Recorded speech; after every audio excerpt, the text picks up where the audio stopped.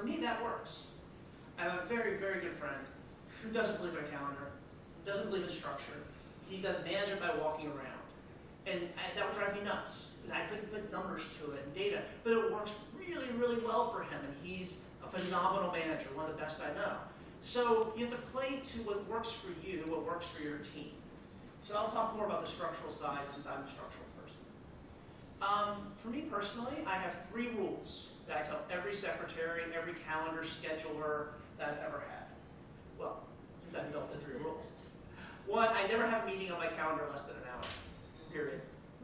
Not because I think every meeting is going to take an hour. I hope that every meeting is quick and I'm done in 10 minutes and I can start my day and move on and do email and sign all those memos and do all those vouchers. But if I schedule meetings for half an hour, 15 minutes as they are going to take, then before you know it, you're in meeting to meeting to meeting. You have 16 meetings a day and you have no time to do anything else. So I tell every scheduler I have, I want an hour. Hour meetings, nothing. I make sure you budget travel time in and all those wonderful things. And then I set limits. Like I will not meet before 8 a.m. If you want me to meet after 5 p.m., I don't just put that on my schedule. Believe it or not, since I work in an international environment, I deal with lots of folks in Washington, D.C., they want to meet me at 9 o'clock at night, 11 o'clock at night. If the person's important enough, maybe I'll do that. But I want my scheduler to come to me and say, sir, they want to meet you at 8 p.m. every other Tuesday. Well, no, I don't want to do that. And so having that dialogue, having that conversation, setting works for me personally, it works for me as a manager. And I think it works fairly well for my staff. Because they know that they're going to be sitting down with me to talk about things and stuff in a pretty structured way. And everybody in the organization can see my calendar. They know where I'm at, they know who I'm meeting with, who I'm talking to. And they, after a couple years now, tend to look at my calendar and try and figure out what I'm going to be asking them so they're prepared. So no one's surprised. Now, meetings for me are of 2 categories. I like 2s. Standing and topical. So a standing meeting, I have a weekly meeting with all of my sections. So my head doctor comes, we meet once a week. We talk about what's going on in her section so I get a feel for it. Sometimes that meeting lasts 10 minutes, sometimes that lasts an hour.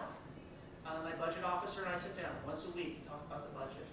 My housing and property and procurement officer and I sit down once a week. My IT officer and I sit down once a week. We don't always need to sit down, but we always have the meeting. That way, they can express any concerns they have. We can build rapport, build that trust that's so critical when things really start to get in the fire. And I never cancel those meetings, ever. And that's the other rule, one of the other things I tell my secretary.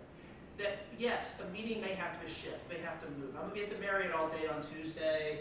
My IT meeting, my standing IT meeting is this afternoon. Well, it's moved to Thursday. Because I find that time critical. And my staff value knowing that I care.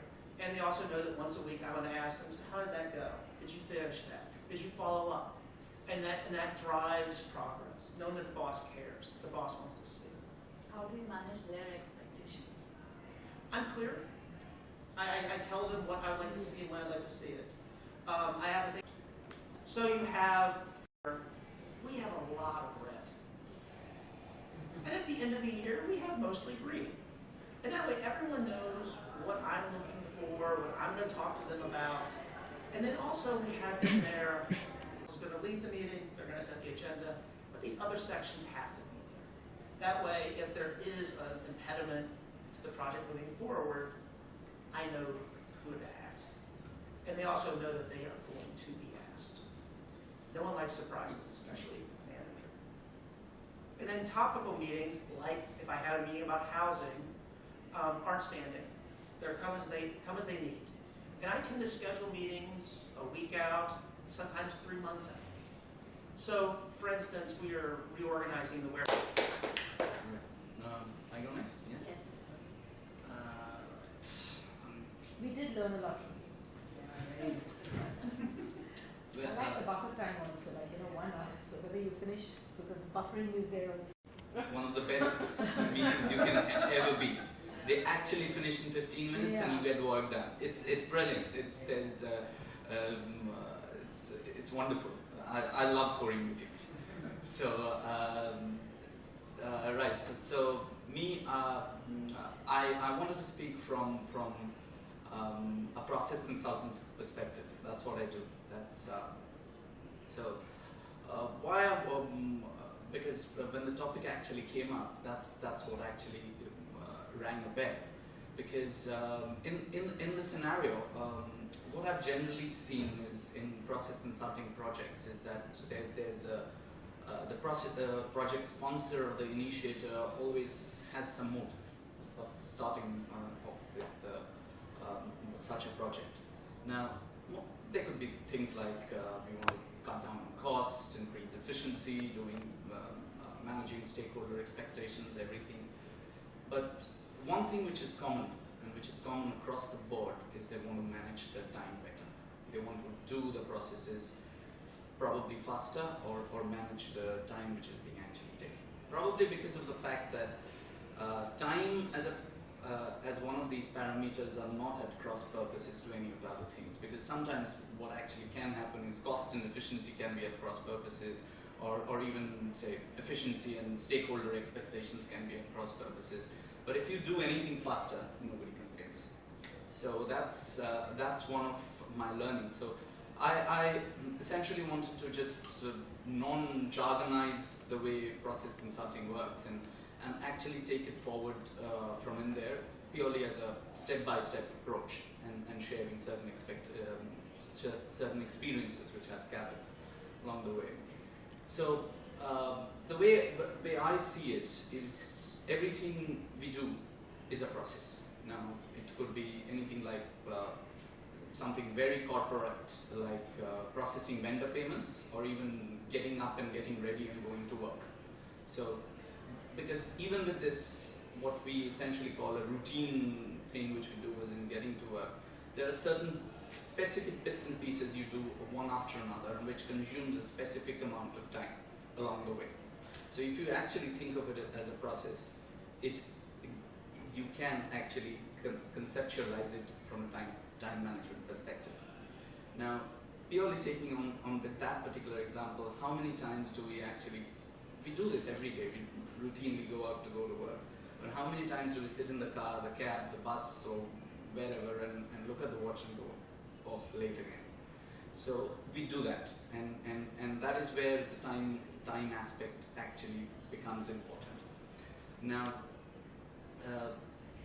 the way we actually take this forward is, one thing I want to absolutely make it clear at the very start is that there is no one solution which fits all. That it's for all organizations. Yeah, so for all organizations, all industries, all domains, etc. Every problem is different. So we can't actually put something in there which can solve all problems. So the way we actually approach it is, first we try and look at what is actually there. Now, because one of the things is that we are talking about time management. It's not actually about bringing down time.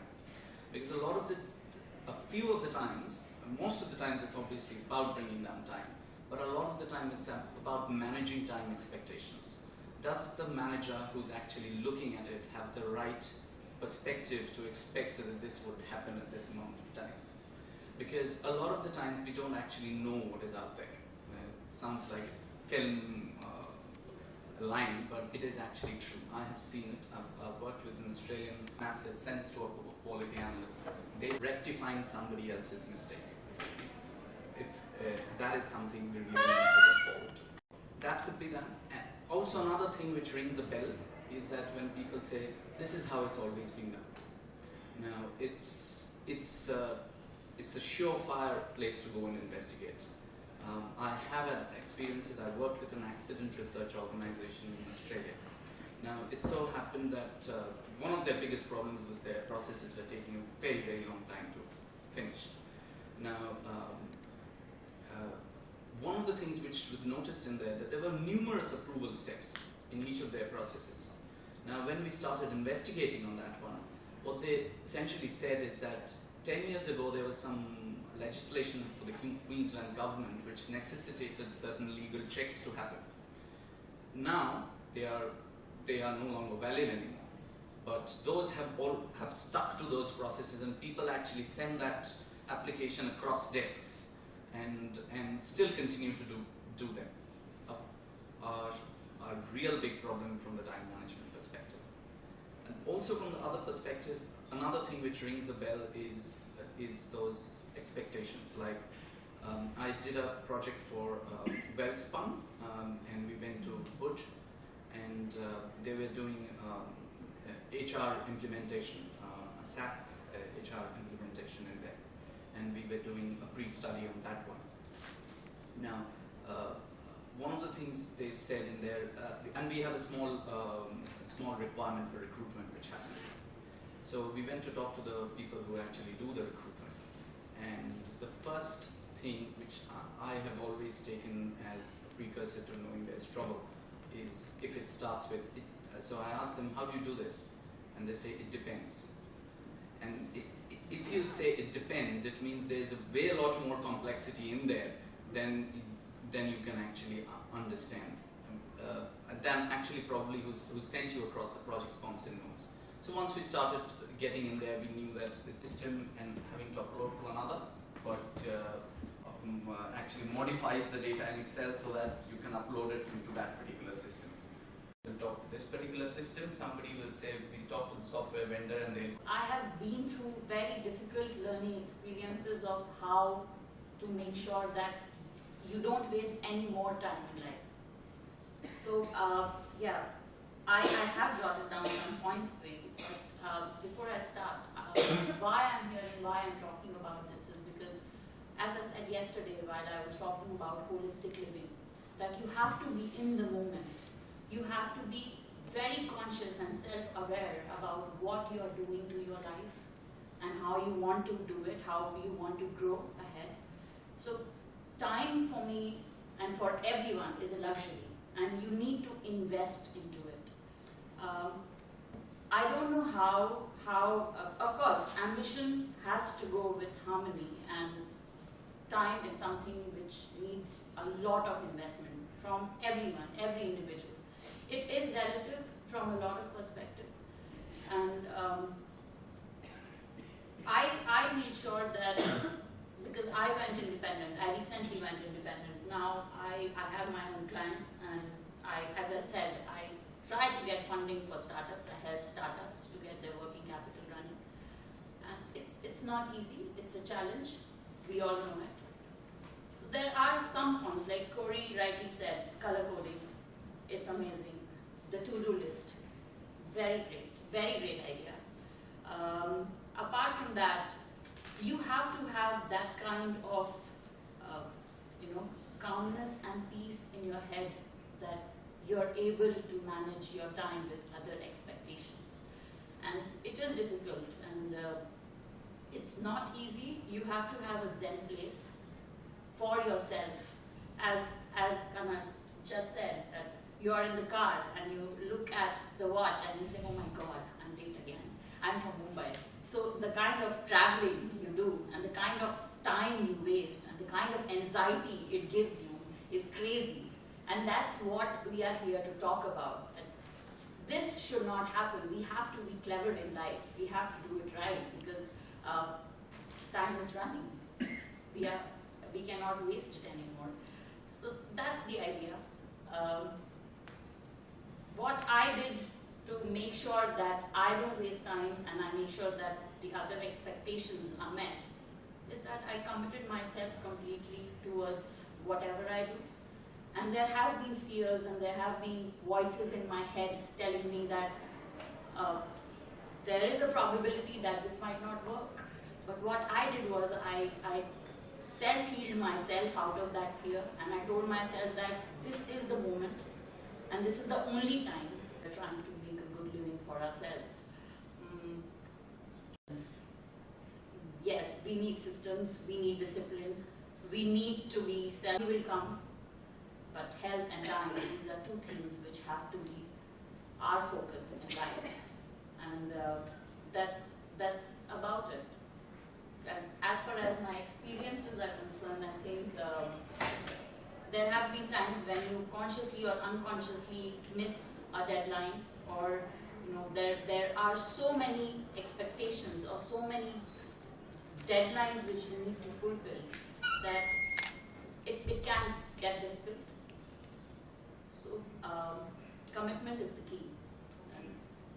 And as you guys see and as you guys notice, I'm younger than most of the people here with such rich and seasoned experience, including the two of you. It's such an honor to be here. And so taking baby steps is what I think will be the right way of approaching time management. And it's one of the key points